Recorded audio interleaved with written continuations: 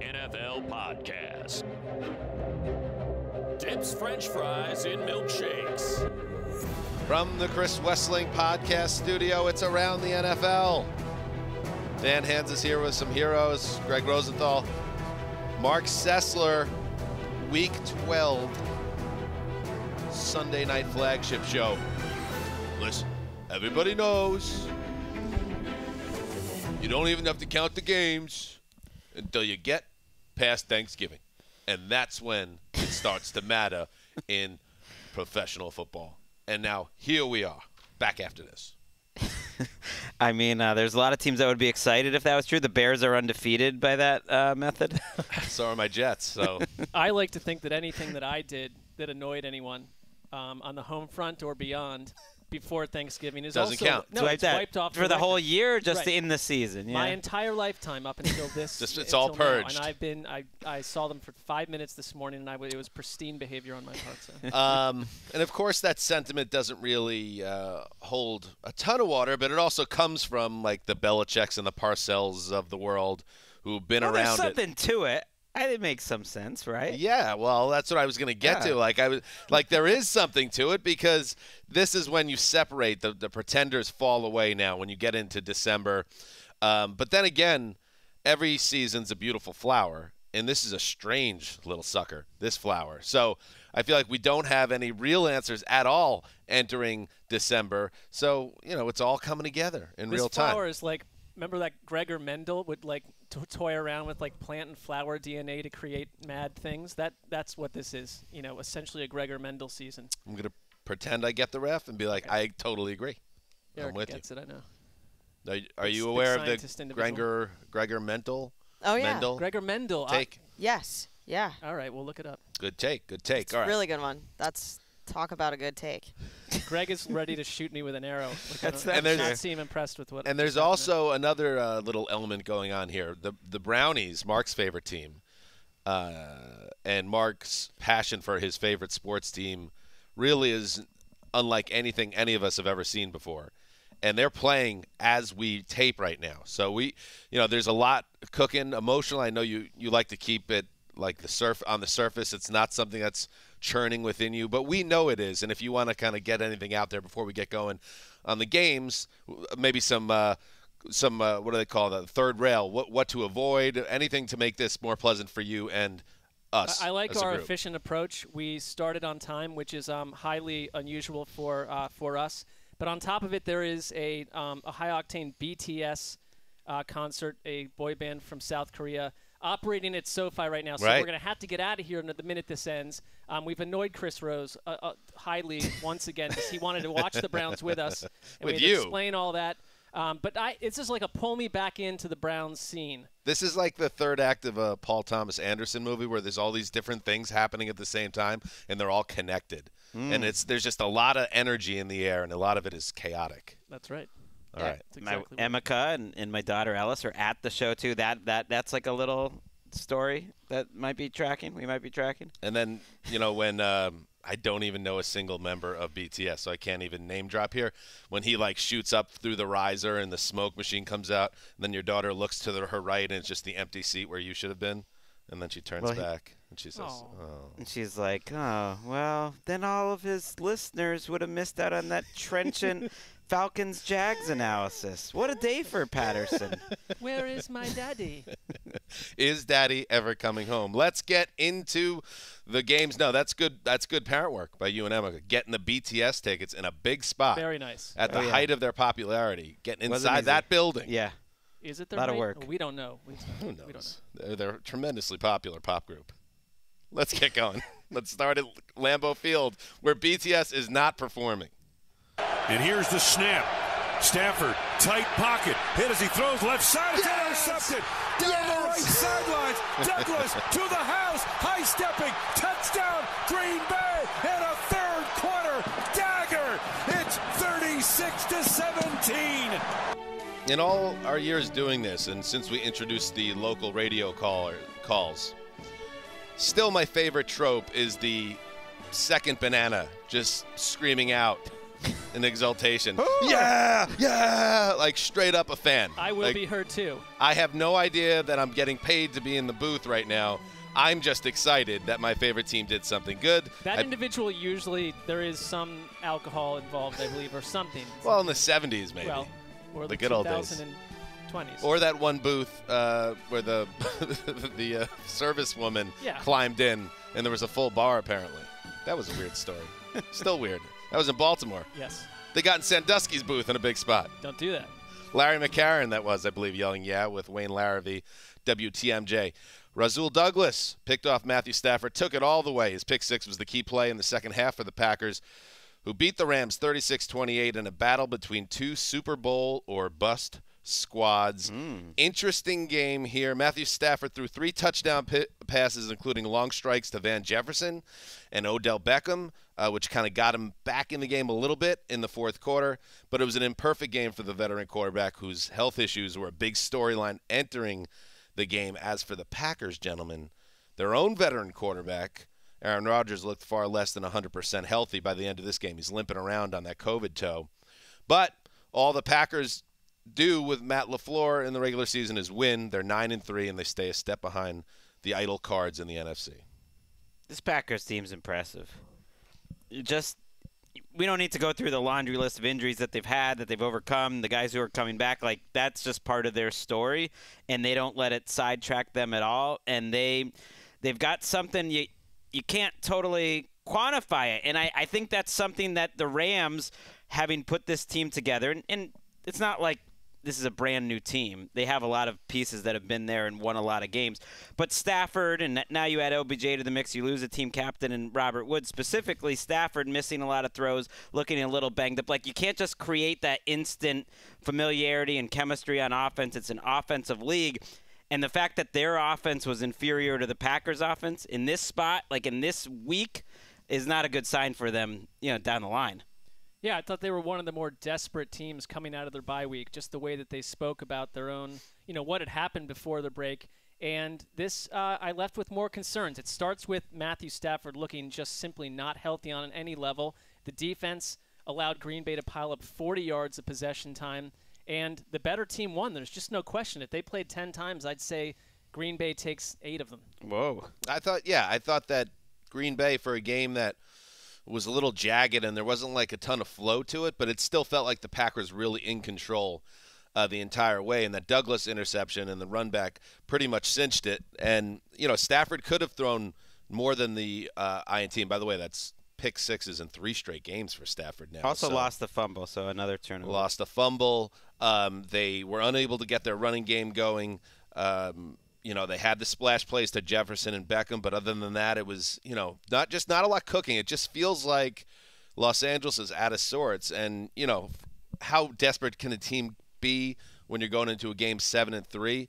But at the same time, now when you put these back-to-back-to-back games together where you just don't look good and you don't look cohesive, and yes, now we're turning the calendar over to December, I think there is legitimate cause for concern that you're trying to operate like some type of chemistry experiment on the fly here, and there's no promise it's going to work out. Green Bay, at the same time, is a team that knows who they are. They know their personnel. Their coaching staff is intact. They know their personnel and how to run the best version of what the team does best. It's just 2 different teams right now. And they're heading into their bye week, too, which they have to be thrilled to get in there at 9-3 through these 2 games. And the chemistry, it's not just Stafford. It's their defense, too. Their defense has been mediocre this year, and when they've been in big spots, I don't think they've particularly impressed. They're not terrible. They're just not like a difference-making group. And everyone wants to say, oh, Stafford's hurt, and that's a big factor. And maybe it is. But I just feel like the Stafford we've seen this year is the Stafford we've seen in Detroit, too, which is there's ups, there's downs. Like, he's not Aaron Rodgers. He will never be Aaron Rodgers. Being on Sean McVay's team doesn't make him Aaron Rodgers. You know what I mean? Like, or peak Brady or whatever. To me, he's a little bit of an erratic quarterback, and I think you've seen that the last handful of weeks. Our first couple months of Stafford, or let's say first 5-6 weeks, suggested that maybe we were getting a different version inside an offense that was ready to go. I see one weakness on Green Bay. It is Mason Crosby. I understand that he's, a dyed-in-the-wool fan favorite to some degree. I'm not sure he's a fan favorite right now. I mean, at one point, they basically said from Dyed the gray. LA 38, we have got to punt the ball because Crosby, we don't trust the guy. I mean, he leads the league in missed kicks. That if they get into a tight one, they don't trust him right I think he's an example, Crosby, of why relationships matter, because I think we know it's on record that he's very close with Aaron Rodgers, that he's been there forever. He's built up a lot of goodwill, but you wonder at what point has he used up that goodwill?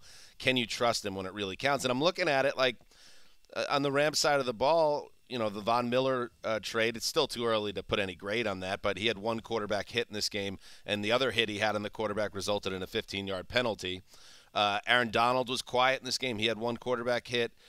We didn't see a game-changing play from Jalen Ramsey, but that doesn't always obviously tell the story with a cornerback. But at the same time, it's like when they needed someone to step up and make a play and turn the tide of a season that's all of a sudden getting a little bit away from them, nobody was there to do it. So I think there's a lot of reason. There's reason to be frustrated and concerned with the Rams, and if you're the Packers or a Packers fan, you love it. And it's like keep winning because they are 5-0 at home, and they just look so tough to beat in that building this year. It really feels like the one seed's going to come down to Arizona and Green Bay. And Green Bay, as we know, has the tiebreaker over the Cardinals. This game specifically is going to make it a lot tougher for the Rams to win that division, much less get the one seed. Green Bay does have the Ravens, Browns, and Vikings down the stretch after their bye final 5 games. It's not a cinch, but you just trust them. All right. We were starting to trust the Indianapolis Colts after a killer run, but beating Tom Brady and the Bucs, that's a whole different machine. Here's the snap. Brady has the ball off, running to the left. Here's Fournette inside the 20. Step on to the 20. On his feet to the 15, 10, 5, 3, 2, 1. That's what I meant. Touchdown, Leonard Fournette. Touchdown, Tampa Bay Buccaneers. Whoa, is that the dagger? I hope so, with 20 seconds left. I mean, how dare I ramble over Gene Deckerhoff. WFUS. Lenny Fournette broke the tie with a 28-yard scoring run with 20 seconds to play. It lifted the Bucs to a 38-31 come-from-behind win over the Colts at Lucas Oil Stadium. It was the 4th touchdown of the game for Fournette, who, by the way, if you watch the Bucs week after week since Brady got there, Lenny's a big part of what they do on offense, and he's always at the center of things, it seems, even though he's not necessarily the most, what was the Old West saying, that he was like a ship that had to change direction. Battleship Fournette. Right. Like it's not going to happen gracefully or It was like a quickly. battleship trying to turn around in the middle of the sea. I think even though Fournette has now forged a successful NFL career, I still kind of agree with Wes's take back in the day. He doesn't move like as nimbly as He's a better big-time player running now, back. though. He's a different player. in a better place. But everything is set up well for him now, and he is succeeding. So the difference in this game, though, was turnovers. India had 5 of them, 4 and then a desperation heave for an INT on the last play of the game. And then Brady, doing what Brady does, made Indy pay for those first turnovers, turned them into points each time. And this was a game that turned on one play. The Colts played excellent football in the first half. I mean, I'm watching the Colts in the first half, and I'm watching Carson Wentz, and I'm thinking to myself, like, is this 2017 Carson Wentz on the 2021 Colts? And if it is, paired with Jonathan Taylor and these defensive players and the coaching, like, what is the ceiling of this team?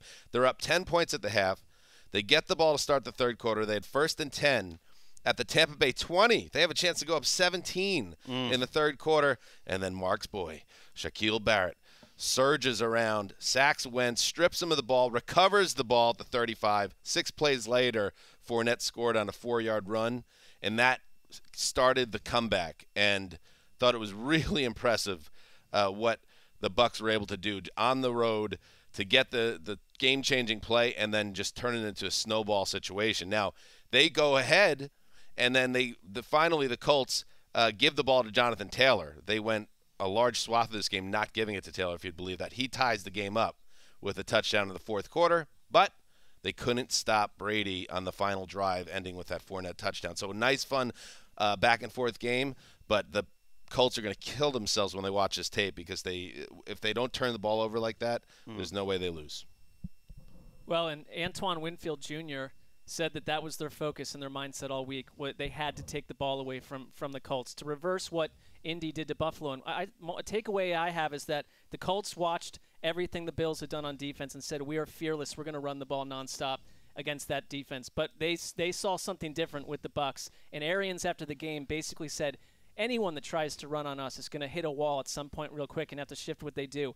A couple other notes, like I thought Gronkowski he is looking as good as he has in years. He's a huge part of this offense. And Leonard Fournette, Next Gen Stats points out 17 rushes, faces 0 stacked boxes. I understand you don't stack the box against Leonard Fournette, but he burned him for that. They didn't adjust on how well he was playing down the stretch. When I look at Gronk, I use the Frankenstein scale to kind of gauge like how he's moving, where he's at in his career physically, injury-wise. 1 is, peak Gronk, like Patriots era Gronk before all the surgeries. Okay. 10 is like the guy at the end of last year, or I should say, when was he really 2018. slow? 2018 Gronk, where he's basically full-on Frankenstein, like rumbling through rumbling through Dracula's castle. He's clinching the Super Bowl looking like Frankenstein, his last play as a Patriot. So where he is right now is 4. And that's great. You want to be low as you can get on the Frankenstein scale. He's so key to what they do as well. They just have another team that has a very defined offense, Greg, and they know what they're doing every week. And they're so different with Gronk. Like the last 2 weeks, he's been the key to it. I hate those like on-off splits when it comes to the NFL, like Baker when Odell's not there, or Baker when he is there. It's like, but look at this Bucs offense this year when Gronk is there and when it's not. The great games are all with Gronk. I think this was kind of an important win for the Bucs to come back from 10 down on the road against a quality team, because I've been so brainwashed by Brady and Belichick over the year that like every team is different. Every team has its own personality, its own story, and you have to sort of build from scratch. And if you look at this Bucs season, they haven't had games like this. They haven't had comeback wins. They in tough spots they've kind of crumbled more than not. Like the Patriots had a chance to win that game late. The Saints certainly did it. They couldn't pull it off against Washington. They haven't had a game like this where it was back and forth, and they showed some toughness, and they won in a different kind of way. So I think that's big. Had they lost, I think we're talking about the Brady interceptions. He has 9 on the year. He has 6 over his last 4 games. There's been mistakes. Without Antonio, talk about splits. Without Antonio Brown, he's not the same player either, but Gronk has helped that a lot. Interesting, and Frank Reich was getting some guff on social media for this. Like he'll ever know. They did ask him about it. Well, Jonathan Taylor, who's been the best running back on the planet for 2 months now, went from, I believe it was 6-minute mark of the second quarter to the 10-minute mark of the fourth quarter without getting a touch. 22 or 23 straight plays, something like that. The 23rd was an interception. They bailed on it. And it's no coincidence that's right. That window is right when the Bucs got back into the game and took over. And it was almost like somebody tapped Reich on the shoulder and was like, "Hey, bud, give it to Jonathan Taylor, touchdown." And what does he do? On the drive where they tied it at 31-all in the fourth quarter, they gave it to him 8 times for 58 yards on one possession, culminating in the touchdown. I think there's something that Reich learned from that. I don't know. After the game, Reich is so stubborn. He said, based on like the looks they were giving, we should have thrown it even more. Like that, he had no regrets about it, and that. Like that was what it called for. A lot of it was RPOs where, Wentz looks at how many guys are in the box and chooses to pass. But I don't know. I'm with you. You can't go away from him that long. Doesn't matter what's going on. And Wentz, and you look at the box score, he finished with 2 interceptions.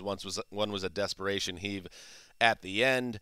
The other was a great play by Antoine Winfield on a jump ball to Michael Pittman. You'll do one-on-one your best wide receiver against the safety all day, every day, and Winfield just made a great play. So I think Wentz is playing really well, but even with Wentz playing well, Jonathan Taylor's got to be the man. So that Wentz touchdown shot to Ashton Doolin, like his arm is fine.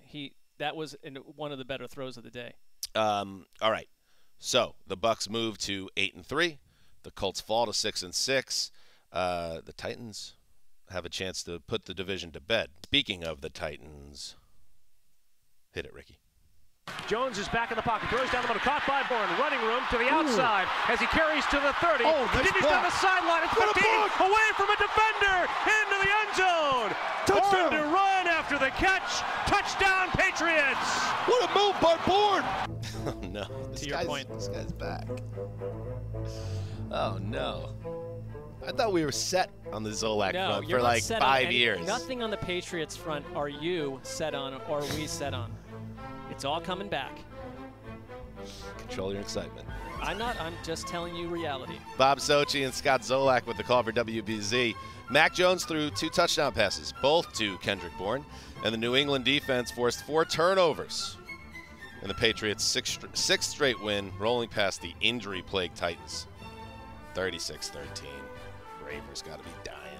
Greggy, I thought, New England caught another opponent at the right time. Obviously, the Titans are a mess. But you get the feeling that they can give any team hell right now. They can, because in the second half of these games, it's like they get this downhill momentum where it does feel very old school Patriots, like where they are going to figure things out in the first half of the game, and in the second half they are going to roll. And part of that is the physical nature of both of their lines, which offensively started to control it in the second half. Defensively, they did not trust Ryan Tannehill. The Titans didn't, to drop back and pass, and for good reason. He had 93 yards on 21 attempts. The Titans ran for 270 yards in this game. Their offense moved the ball great. It was a lot about turnovers. Did not feel like the Patriots were that much of a better team until the fourth quarter, but they managed to force all their turnovers like they have in recent weeks, and they just feel like they're that old school Patriots idea that they have so many different ways that they can win, that like which is the way that they need to in this game. And in this game, it was like getting big-time production from Myers and Kendrick Bourne. Kendrick Bourne is their #1 receiver this year in terms of production. And it just reminds me how last year they just had no one that would make plays for them. Like, the coaches get a lot of credit for the Patriots, but it's like Ramondre Stevenson made plays today. Bourne made plays. Jonnu Smith made a couple plays, like where it had nothing to do with the play call. It's just like they were better than the guys across from them, and they have way more of those guys this year, so they have answers. I mean, no Derrick Henry, no Julio Jones, no A.J. Brown, 5 fumbles, 3 turnovers. That's 8 turnovers in 2 weeks. Like, the Titans team on the field over the last, fortnight needed to essentially coach perfectly, play perfectly, execute perfectly, and the opposites happened. Right, and yet I watched this, and it was 16-13 at halftime, and you felt like, I don't know, like they were doing about perfect in the first half, but they had to play this game in such a way that it was like, we know we're not as good as the Patriots. We're going to try to just ground up rushing yards. The Patriots were kind of allowing them, almost daring them to, which was interesting. They played like light boxes the whole game, and the Titans pulled it off for a half, but they couldn't for the whole game. And I know it's on the Titans side of things, there is a temptation to just go with the narrative, well, this is exposing Ryan Tannehill. He is a good quarterback, but he's not great, and when you put him in a situation like this, he's going to fail you. But I'm looking at their wide receivers. This is who he was passing to today. Nick Westbrook, what is that again? Akina. Cody Hollister, Dez Fitzpatrick, Michael Pruitt, Jeff Swaim, Anthony Ferkser. I mean, this is going to be, if you're going against the Patriots defense, which is playing as well as any defense in the league, they almost had no chance. I mean, that's why I locked up the Pats here, because even though the Titans came in 8-3, it just felt like there was no way they were going to move the ball. No, that's who gets the sad horn. I think maybe Ricky, did you lock the opposite?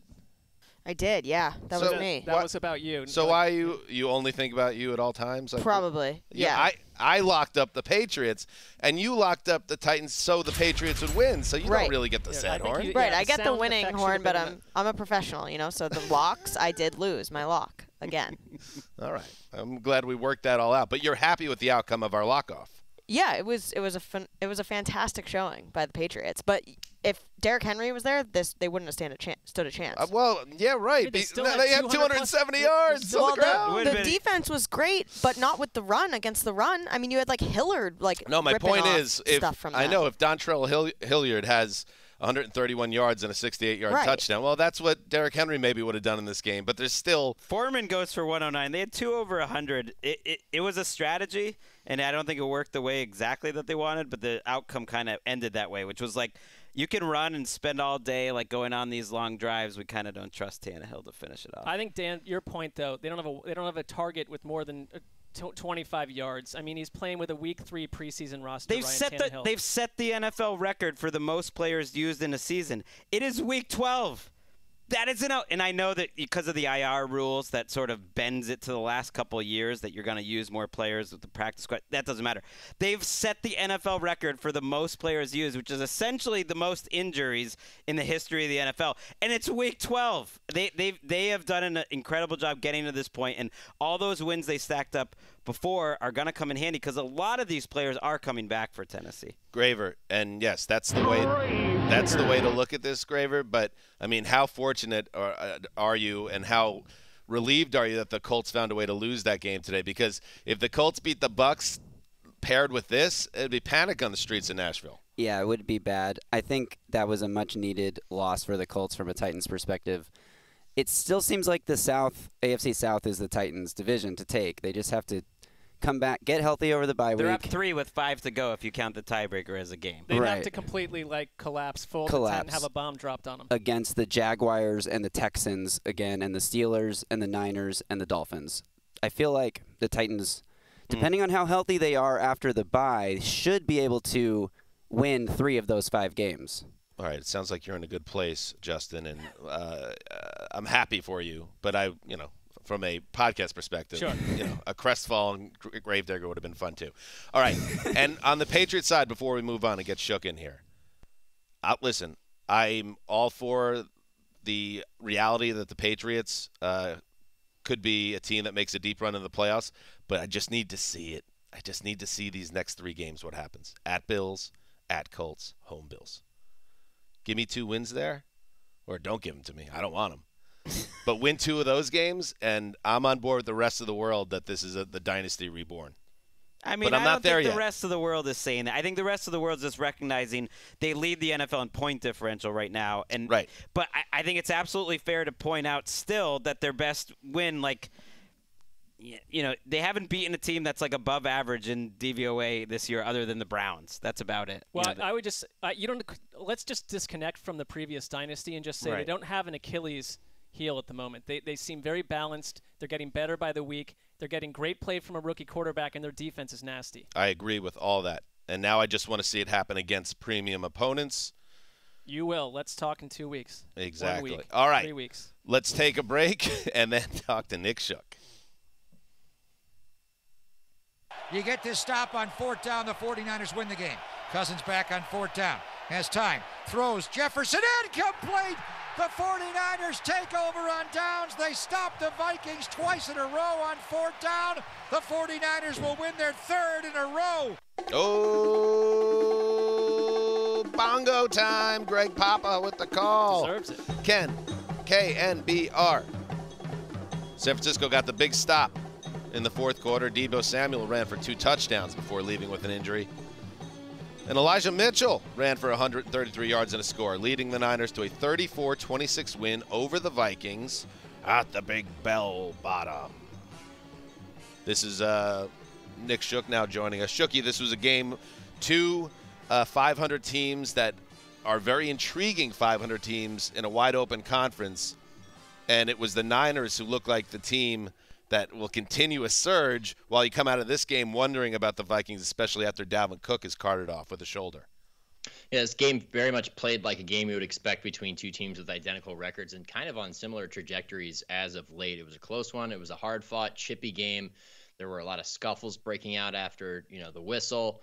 And it came down to the end. And the Vikings, who have become this aggressive, new age, go for it on 4th down team, for the first time couldn't convert in those key situations, and that ultimately proved to be the difference. That and Mike Zimmer's stingy defense that we've come to know as one that, can stand up against the test and get stops when it needs to get them, could not do that, especially late. They allowed the 49ers to grind away 7 minutes of game clock in the 4th quarter while trailing by 1 possession.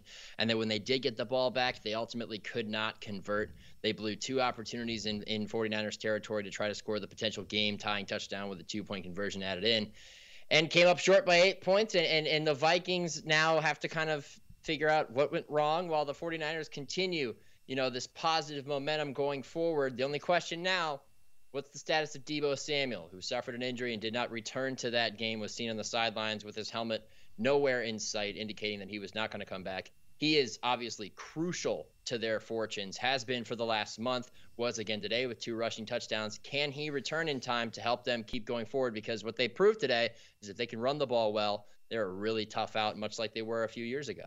What I like about the Niners today is they didn't totally crumble when Debo went out. I mean, he crossed 1,000 yards receiving for the year. He had 66 yards on the ground. You mentioned the 2 touchdowns. He's legitimately a running back. He had no receiving yards minutes before his injury today. There was a swing here. This game was 14-7, where the Niners came to life with a pair of drives that went 87 yards over 8 minutes, 85, and then they got Kirk Cousins, who threw his 3rd interception of the year. He's been great on that front. Threw a terrible one in the 3rd quarter that gave the Niners the ball at the 2. And so you had a 21-point swing for the Niners over 4 minutes from before halftime into the 3rd quarter. And this game did not start the way that previous Niners games have during their hot streak, where they start with these long drives. They morphed into that down the stretch. They had their biggest output on the ground with like 208 yards rushing. And so it gives you faith in the fact that the Niners can continue to be what they are. The Debo Samuel thing is huge. The Vikings, I think Vikings fans have to be annoyed by 2 things. This was a Minnesota game, so there's 208 plot points. But Adam Thielen, I thought, absolutely made a critical catch that the Vikings essentially challenged. It was called incomplete on the challenge. They lost that timeout. Then they lost another timeout when Kirk Cousins, this is going to go crazy on social media, but lined up under guard, and they had the running back comes up to try to move him over, and so they suddenly had no ability to control the clock, and the Niners took that away from them as well. There was also a Kwan Williams defense on 3rd down, a huge 3rd down that was not called PI that I thought was PI. I just think if you're a Vikings fan, it's another one of those down moments where you're looking at a couple plays and going insane in your mind. I think this is a game. I think this is a game that, outcome aside, one team's 6-5, the other one's now 5-6. I feel like a lot's going to go back to the MRI exams tomorrow. I have developing news on this front. This just came over from Tom Brokaw. Rap sheet. Dalvin Cook suffered a shoulder dislocation. See, that's why he was writhing on the ground. They're probably popping that sucker back into place. Suffered a shoulder dislocation. Will have an MRI Monday to determine the damage caused.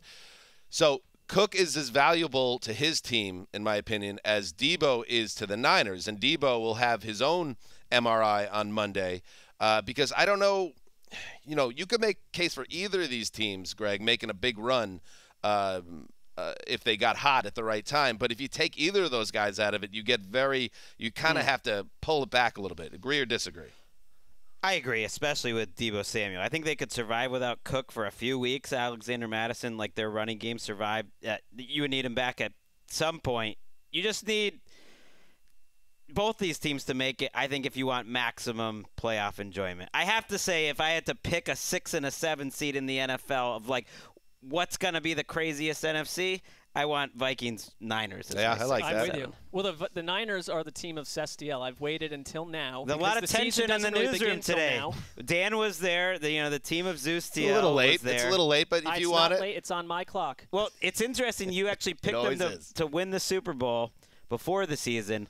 You pump your fist. That's correct. Literally 4 weeks ago, you took them off and you said they were no longer even a playoff team on your mid-season prediction. And he locked against them in a season on the line game. That was 2 weeks ago. But now I'm back. The problem is when you make so many different predictions, Mark, that we have to hold you to them all. That's so it does water down your product. I don't feel any problem with anything. I feel fine. It also felt like it was like a regression game for Kirk Cousins. ESPN has numbers.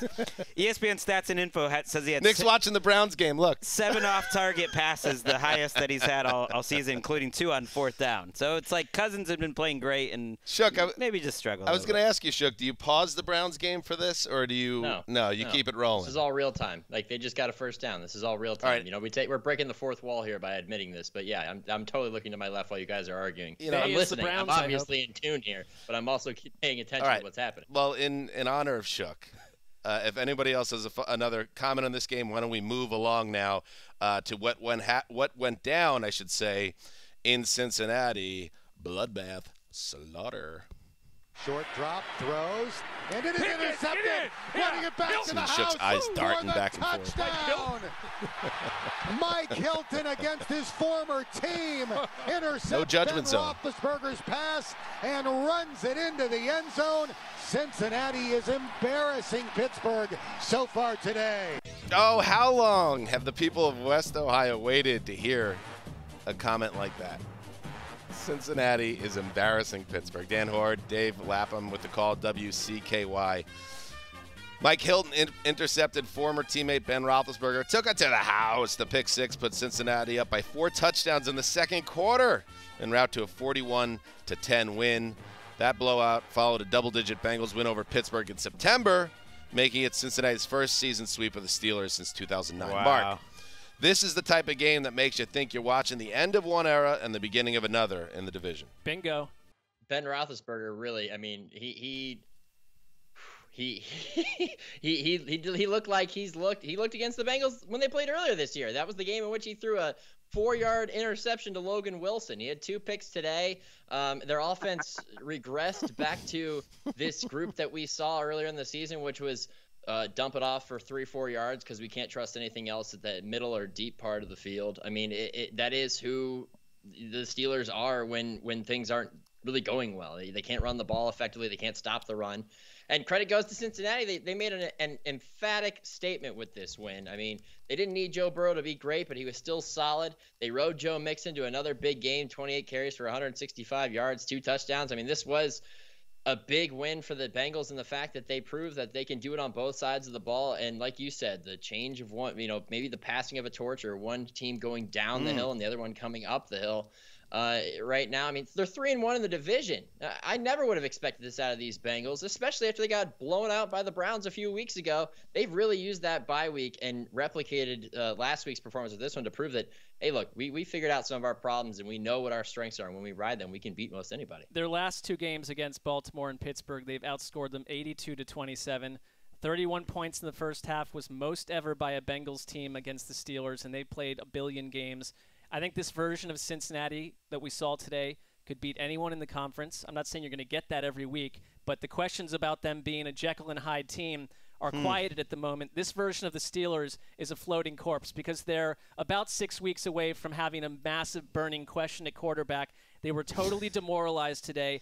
This game was over about 20 minutes in, thanks to Joe Mixon totally running through it. All week long, they didn't have T.J. Watt last time. It's going to be a totally different result. It didn't matter at all. I mean, they thumped them as hard as I've seen the Bengals thump a Steelers team in my entire life. I've never heard you speak with such excitement. Well, no, Mark was so excited. I in the newsroom watching this game, he was loving Big Ben taking a dirt nap. It's almost like the Bengals are, I don't know, they're like the surrogates for the Browns right now. If the Browns can't do it, they should smack down the Steelers. I have no hard feelings against the Bengals. Okay. And I think, Shook, I mean, would you agree that of the 3 teams in the division outside of Cleveland, like they've been kind of like our dance partners as Browns fans in horrid play, but today was quite a revelation. The Steelers, Tomlin, he said we're not going to concoct any excuses. This was a butt kicking. He also said that some changes are coming. I don't think it's going to be a quarterback, but they are. I don't know.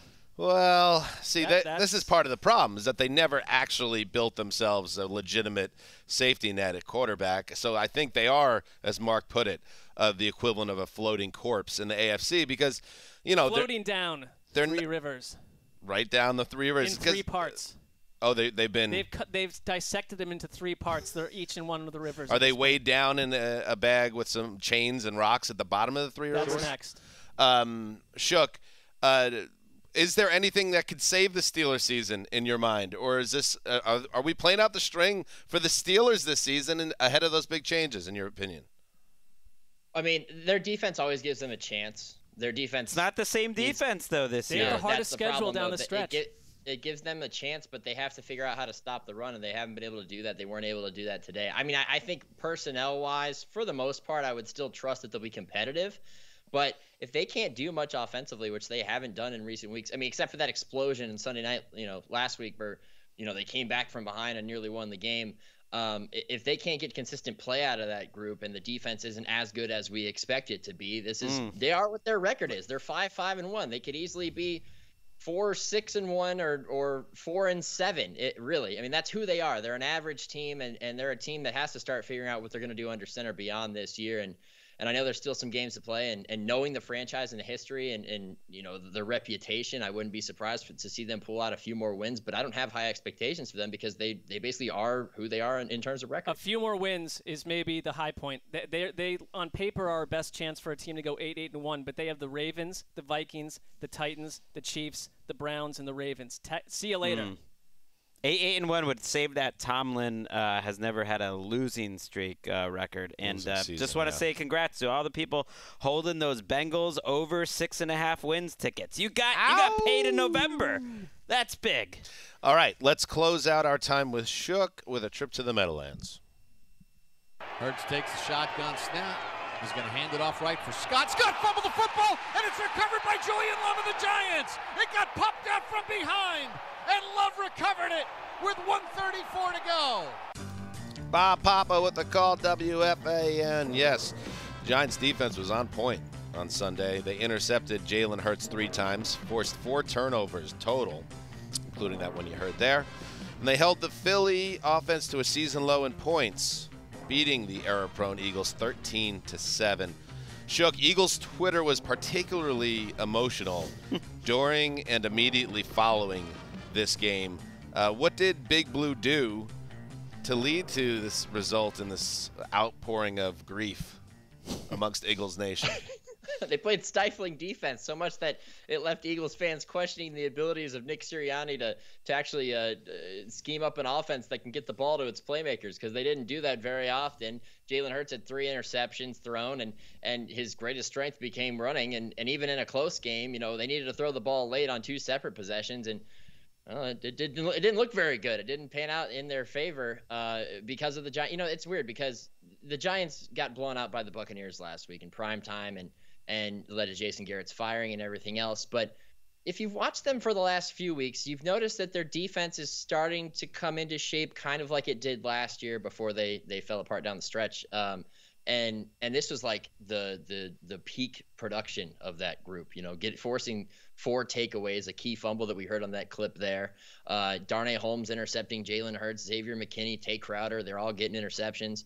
And that was enough to really keep them in the game and hang on to this lead, because let's face it, the offense still has a long way to go. Freddie Kitchens in his first game as a play caller, didn't ask too much of Daniel Jones, and I think it worked out in their favor. But, I mean, you didn't get a ton of production out of guys. 13 carries for 40 yards from Saquon Barkley. That's not going to blow the doors off of anybody. But it was enough to win, and it was enough to avoid the errors that the Eagles couldn't avoid and that the Giants defense was able to capitalize on and end up with this close one. What about this Jalen Reagor? I saw his name pop up over and over and over again. It sounds like he had a tough one. 7 targets, 2 catches. We had 2 chances to win the game. That as bad of a game that Jalen Hurts had. He puts 2 balls in a spot where Reagor can make a play to win the ball game. At the end, one would have been a tough catch, but the second one, he should have caught it, and that's like that changes your season. That's Nelson Aguilar dropping the ball type of stuff right there. That has been a disastrous pick, by the way, Reagor. And by the way, taking 1 pick before Justin Jefferson. Imagine Jefferson on that Eagles team with Jalen Hurts. So you have the Giants offense still sub 300 yards, but like we saw last year, their defense has a chance to rise up every once in a while and beat a team. Where does this leave us with the Eagles now? I mean, are they just like any of these other teams, just up and down? Because they felt like they were building momentum, Shooky, and it just floated away in the New Jersey air. Yeah, it's funny. I saw on the Fox pregame today that they did a little it was kind of like a parody of like an alert. And it was like, warning, NFC East fans, the Philadelphia Eagles are back.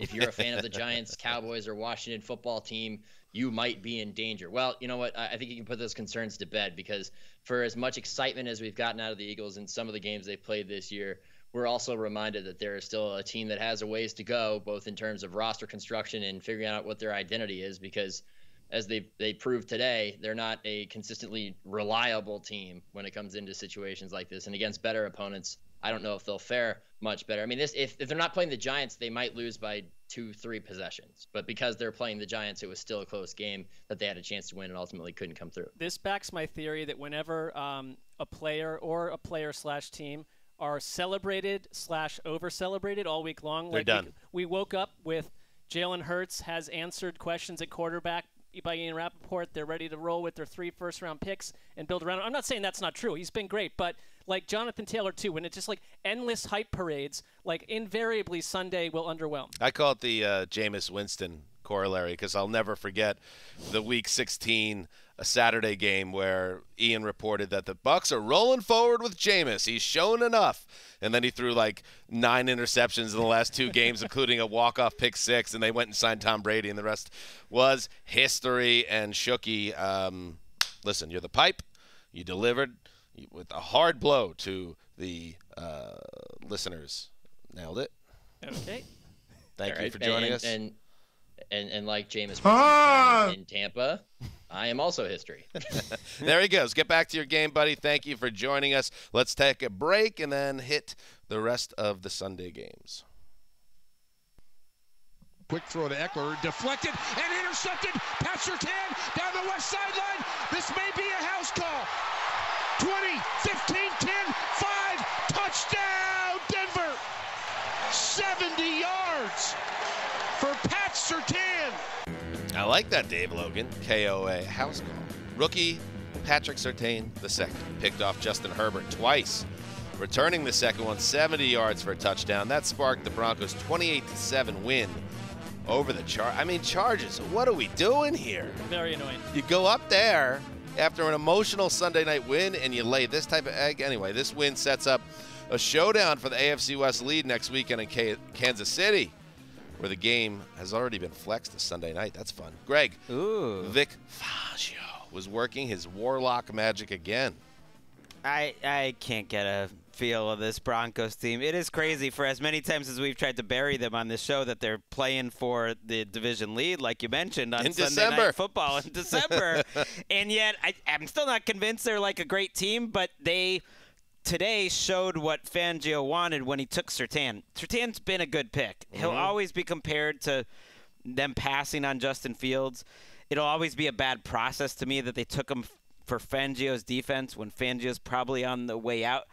But he's a really good starting cornerback, and their secondary was great today. But it was great in part because the Broncos got after Justin Herbert in this Chargers front offensive line with just four rushers. And this is like Jonathan Cooper, who's stepped up and been good, and Stephen Weatherly, who they just signed off the scrap heap, and other guys like, Kenny Young, who they traded for from L.A., like they're getting guys off the street and playing them on their defense, and the Chargers still can't protect in that situation, and they were flummoxed. It's been a trend here. I think when the Chargers have played some strong defensive play callers that can scheme up some tricky looks in terms of coverage and pass rush, what they did against Baltimore and New England and now Minnesota and now Fangio with a depleted Broncos team, the Chargers' offense has been pretty DOA in all of those games, which is disappointing. They have it. They opened the second half with an 11-play drive that ends in a missed field goal. The Chargers. Their next drive is 13 plays, ends in an interception. Their next drive is a 5-play drive that ends in an interception. Then they have a garbage time touchdown. I have to look at the Joe Lombardi experience on offense and feel like as much as I love Brandon Staley and how much he gets involved in all sides of the football, like it's just kind of not working. And I loved what you said on Sky, Greg, that we're kind of conditioned to never blame. You're not going to blame Herbert for any of this. That's my rule. I think it's that's the number one rule of Herbert. But blame everyone else. He and Stafford threw pick sixes at almost the exact same time, which was not a great moment for LA-ites in general. But you don't is there anything happening with Herbert that is culpable here? Well, that was a tip pass, although it was a little behind. It was. Spin it, baby.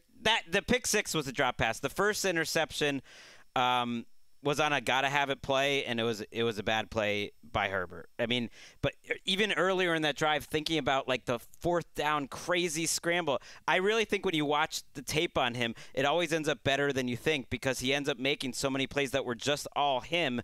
And like I said, the offensive line's been a mess. But you got to give Denver credit. They did the game plan against the Chargers that everyone's been doing against the Chiefs. It's like back up, make them drive these long drives, and they'll make a mistake by the end of it. Meanwhile, the Chargers' run defense gave up a lot of yards again. Teddy had one of his more I would say, memorable wins. Even though he finishes with 129 yards, he's limping around out there. He missed 3 or 4 drives, and his shin was hurt. Drew Lock came in and was a disaster, turned the ball over and had a fumble, and then Teddy comes back after halftime and at least calmed things down and steered them to a they're win. right back where they started at quarterback. And the Chargers, they start the season with 4 wins and 5 tries, but since then they've lost 4 of 6 to the Ravens, to the Patriots, to the Vikings, to the Broncos, and they're kind of telling you who they are, which is they have a lot of big-name talent, but they're kind of a middle-of-the-pack team, and I don't know if we're going to see them really ever rise up. I feel like this is kind of who they are now, right? Can't run, can't stop the run.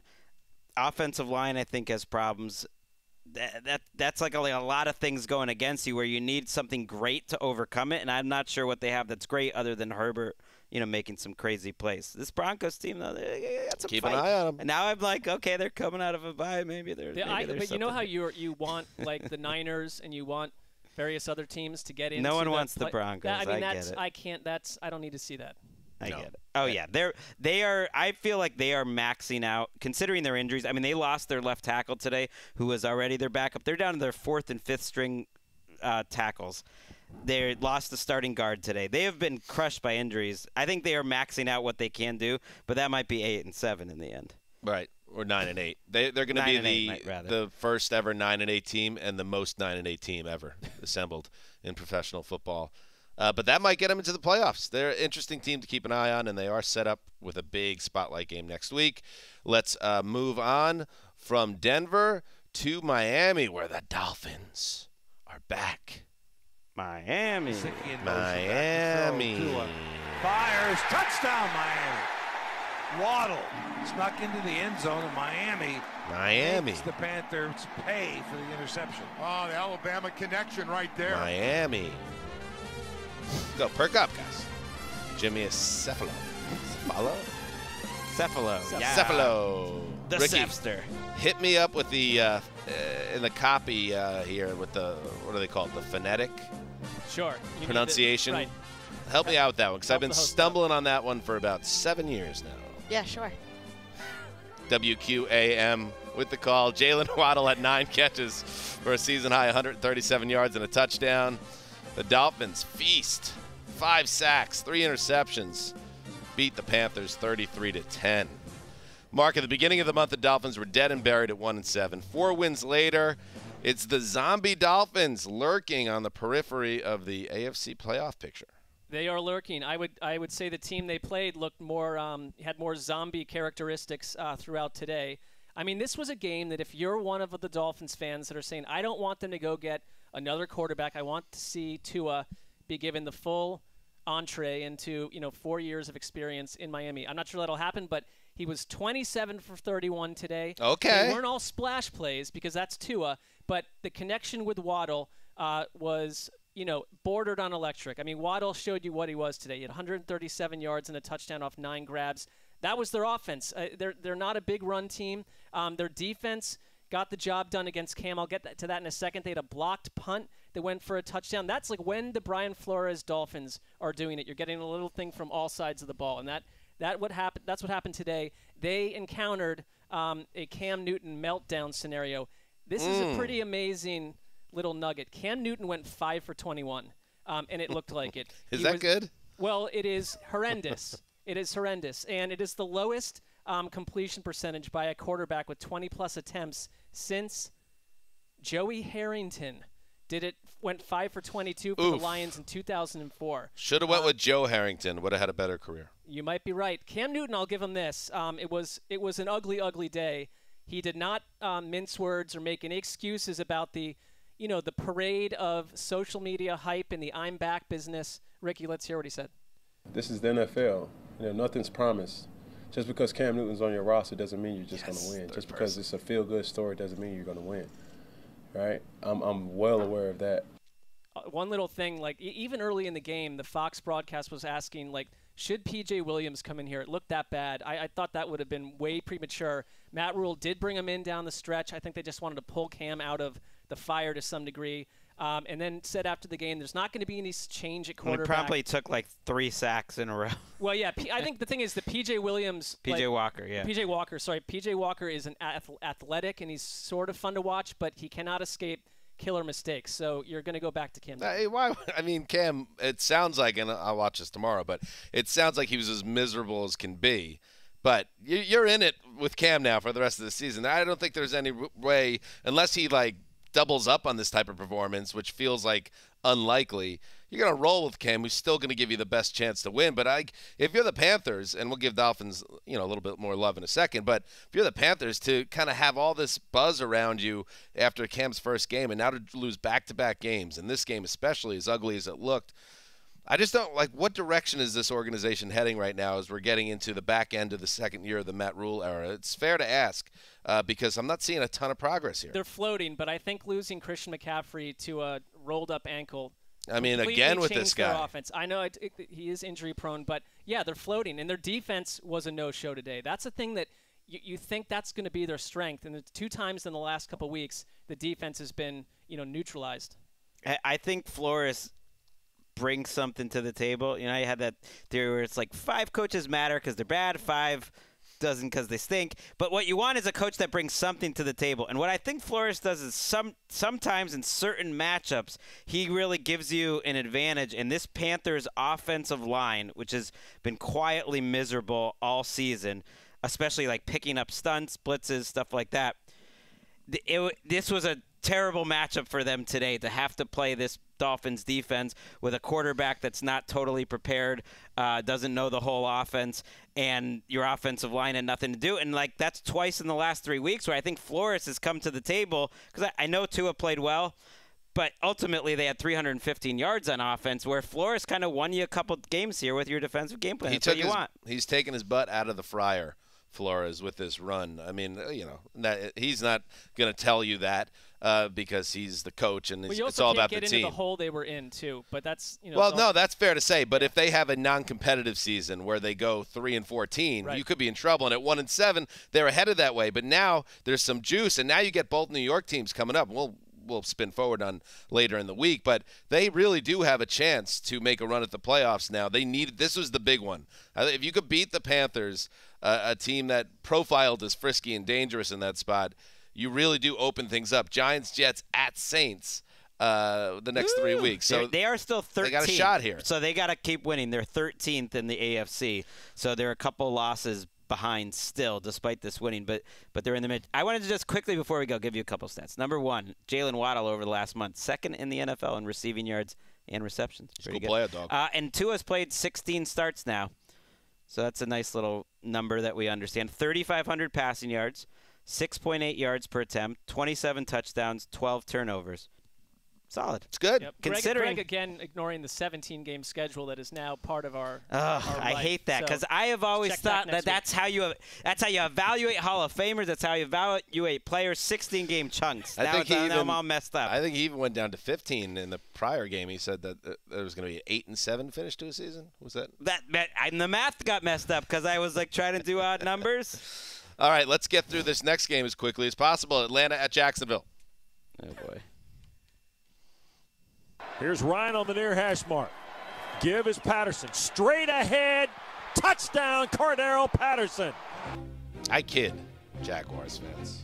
That's what we do here. We give everybody some shine. West Durham with the call, WZGC. GC, good call.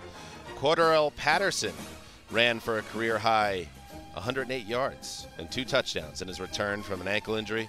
The Falcons win for the first time in 3 weeks, 21-14 over the moribund Jacksonville Jaguars. Atlanta is now 5-6. They finished with a season-high 149 yards on the ground. That's not that much. Their most since October 20. That's weird. Greg, what'd you learn here? That Cordero Patterson matters. I guess I knew that already, but I don't know. Let's come up with an award to give this guy. 16 runs, 108 yards, 2 touchdowns. Like Debo Samuel, like he's really gone full transition to a running back. He had a couple touchdowns, and I feel like I know the next gen stats, could check this, but I believe that 88% of the Falcons' yardage this year are Cordarrelle Patterson off missed tackles. Dead on. Like not even just normal plays, just after he breaks a tackle, that was pretty much the offense. This will annoy Dan because Dan, I think, is waiting for the Falcons to, vaporize at some No, point. they are. I already told you. This is They over. are. I stuck a fork. I'm going to stick a fork in them too. It's not going to annoy me because they don't matter. They are right now tied with the precious Minnesota Vikings at 5-6. Doesn't matter. The final spot.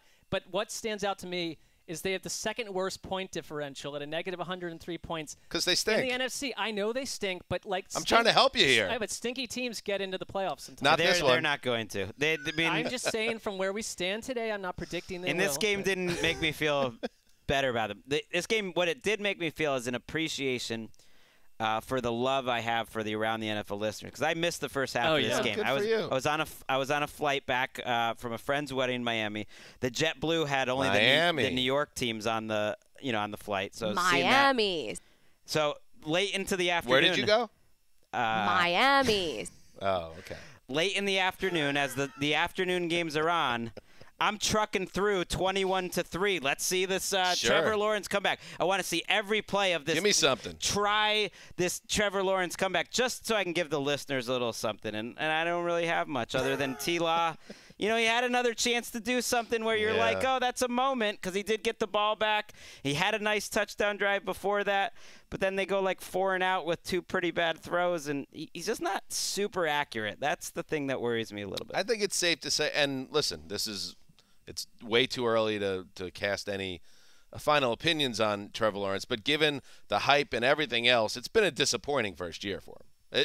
And that's not just on him, but if you thought he was going to come into the league, even, he's been compared to Andrew Luck, Peyton Manning. Those guys came into the league, and even if they had growing pains in that first year, they flashed. And we just haven't seen a ton of it from Trevor this year. Little spurts, though, but he is in a chaotic, the worst landing. Absolutely. Absolutely, but the problem is that's not changing, at least in terms of the coaching staff, and that's part of the problem. I just thought this was going to be a spot when I picked this game too. It's like, okay, maybe we have a nice Trevor Lawrence glow-up game against this lousy Falcons, and he had like 110 yards going into the fourth quarter. I'm a loser. That's absolutely right. Last but not least, Miami. We head to not Miami, Houston for the game of the day. Zach Wilson set to take the snap and does. It's a quarterback keeper. He runs right, cuts it back to the left, dives for the goal line. He's in. That's a Jet touchdown. All right, Bob Wischusen on our show for the third time this year. Zach Wilson had more downs than ups in his return from a 4-week injury layoff, but his 4-yard touchdown scramble was pivotal in a 21-14 win for the Jets over the Texans, the favored Texans in Houston. By the way, the home got teams. on your nerves. It was a little annoying. The home teams went 7-3 this Sunday, entering SNF. FYI. The Texans, they were hoping to build on their upset of the Titans last week, and they're up 14-3 in this game. But then their offense just went to bed. Tyrod Taylor threw 2 touchdown passes in the second quarter, and that was it for the game. They had a chance to tie it late, but Bryce Hall, who's done pretty good work for the Jets in their secondary, knocked down a pass intended for Nico Collins on 4th and 2 to give New York the ball back, and then they did what they needed to do to wind down the clock, get the win. I thought Mike LaFleur, who's really had a nice month after a rocky start as OC, did something that is not easy to do.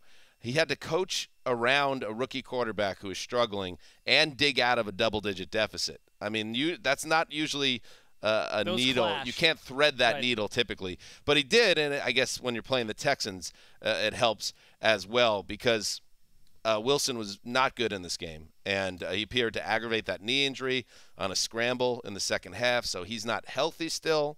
But he missed too many throws, and I don't host a quarterback camp. I'm not give me a QB guru, Greg. You don't write QB index. I don't write. I'm not a Greg Rosie.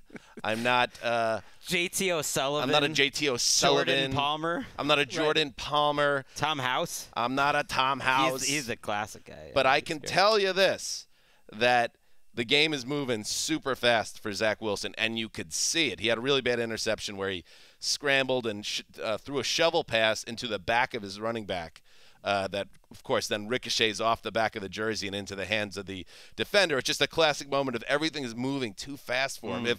If Tom Brady has mastered the sport by everything slowing down, Zach Wilson is still on the other side of that spectrum where everything is moving at light speed, and you could just see it the way he moves.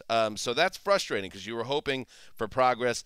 But, again, they did get a win, and I guess it is on in New York City. I mean, because of this alone, there's a lot of things happening in New York, but this victory jazzed up the this is a fun fact. This is the first time the Jets and Giants won on the same day since 1986. Get the ticker tape parade. And also, by the way, Justin Reed was deactivated for disciplinary reasons. From this team that is all about like our culture, we're culture mavens. Like that's the first thing I read this morning, that Reed essentially in a fight with team brass over something and becomes a free agent after this season. Did not play today. Give me a break. Also one of their better players. Right, one of their few these better two players. teams combined for 468 yards, so they combined for a lot less than the Raiders had the other day. Don't think it's going to be number one in the Game Pass. This one, if you're lucky, it will be in that like 31 to 33 minute range. The quick Game Pass version. I'm glad the Jets won though, because I just feel like they've been better than the Texans this year, and you're right that Texas laying wood in that spot. Get off. Yeah, get off there's the just something like I just feel like that it's right. It's just right. I'll take the W. I don't care about draft standings. I don't give a hoot. I'll take the W, but I need the boy to play better. It's still not happening. All right. Now, that takes us to Mark Sessler and a highly emotionally charged Sunday Night Football affair against the team that was ripped from the belly of the Browns, as the man they call the Quiet Storm has said. After this.